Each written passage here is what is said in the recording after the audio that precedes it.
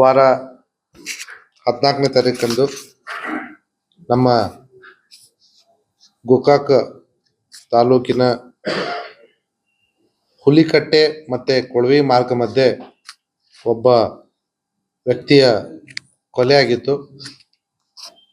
ಕೊಲೆಯಾದಂಥ ನತದೃಷ್ಟ ಪ್ರಕಾಶ್ ಹಿರಟ್ಟಿ ಅಂತ ಅವನು ಕೊಳವಿಯವನು. ಈ ವಿಚಾರವಾಗಿ ಆತನ ಪತ್ನಿ ನಮ್ಮ ಪೊಲೀಸ್ ಠಾಣೆಗೆ ಕಂಪ್ಲೇಂಟ್ ಕೊಡ್ತಾರೆ.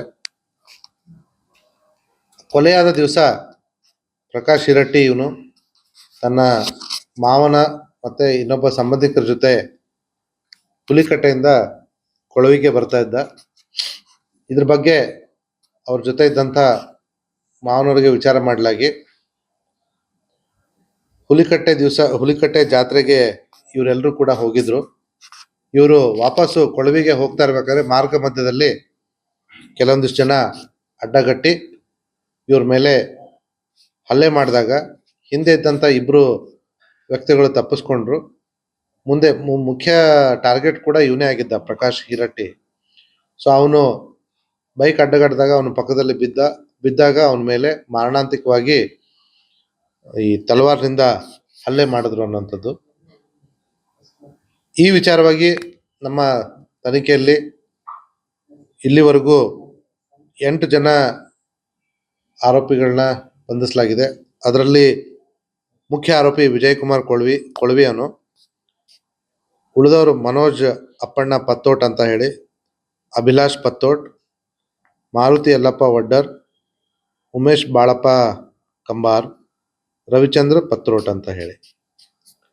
ಇನ್ನು ಉಳಿದ ಇಬ್ಬರು ಕಾನೂನು ಸಂಘರ್ಷಕ್ಕೆ ಒಳಗಾದ ಅಪ್ರಾಪ್ತರಿದ್ದಾರೆ. ಇವರೆಲ್ಲರನ್ನು ಕೂಡ ಕಾನೂನು ಪ್ರಕಾರ ಮುಂದಿನ ಕಾನೂನು ಪ್ರಕ್ರಿಯೆಗೆ ಒಡ್ಡಿ ಅವ್ರನ್ನ ಕಾನೂನು ವಶಕ್ಕೆ ನ್ಯಾಯಾಂಗ ಬಂಧನಕ್ಕೆ ಕೊಡಲಾಗಿದೆ.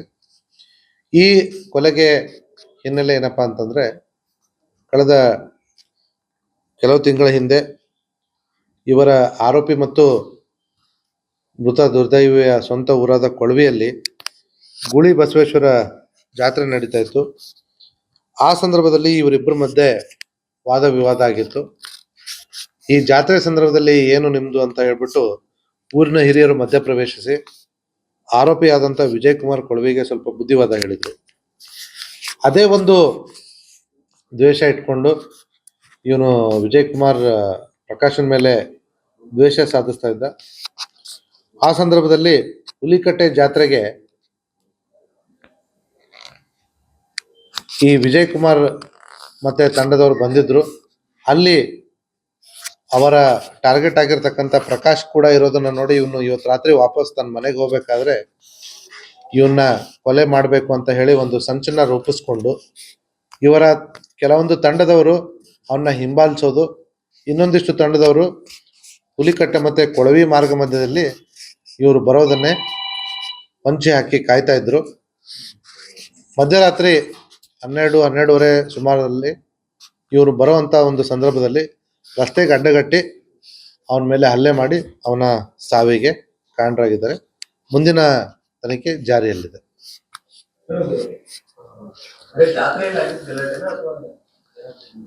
ನಮಗೆ ಅಷ್ಟೇ ಇಲ್ಲಿವರೆಗೂ ಕಂಡು ಬಂದಿತ್ತು. ಬೇರೆ ಏನಾದ್ರು ಇದೆಯಾ? ಅವತ್ತು ಕೇಳಿದ್ರು